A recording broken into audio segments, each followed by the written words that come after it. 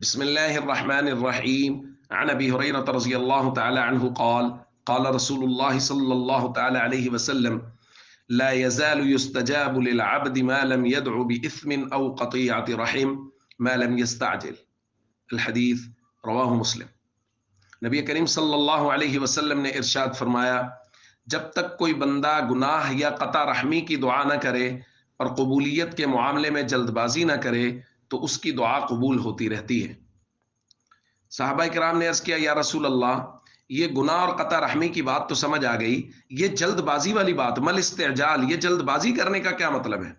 آپ نے فرمایا جلد بازی کا مطلب یہ ہے کہ یقول، یوں کہنے لگ جائے، قد دعوت وقد دعوت، میں نے تو بڑی مرتبہ دعا مانگی ہے، بڑی مرتبہ دعا مانگی ہے، فلم ارى يستجيب لي، مجھے نہیں لگتا میری یہ دعا قبول ہوگی، فيستحسر عند ذلك، اس وقت یہ مایوس ہو کر تھک جاتا ہے، ويدع الدعاء، اور دعا کرنا چھوڑ دیتا ہے۔ حضور نے فرمایا یہ دعا کو چھوڑ دینا یہ جلد بازی ہے۔ تو دوستو، ابتدا میں دو باتیں ہیں، ایک تو گناہ کی دعا نہیں کرنی، دوسرا قطع رحمی کی، کسی رشتہ دار کی بربادی کی دعا کر رہا ہے، قطع رحمی کی دعا کر رہا ہے، یہ دعا نہیں کرنی۔ اور اس کے ساتھ یہ ہے کہ جلد بازی نہیں کرنی۔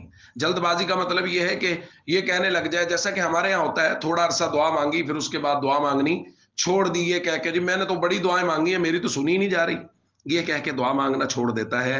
دوستو، یہ دعا کے ادب کے خلاف ہے، اور نبی کریم صلی اللہ علیہ وسلم نے فرمایا کہ اگر جلد بازی نہیں کرے گا تو دعا قبول ہو جائے گی، ایک وقت آئے گا دعا قبول ہو جائے گی، جب اللہ اس کے حال کے لائق سمجھیں گے، وہ چیز جو مانگ رہا ہے وہ اس کو عطا فرما دیں گے۔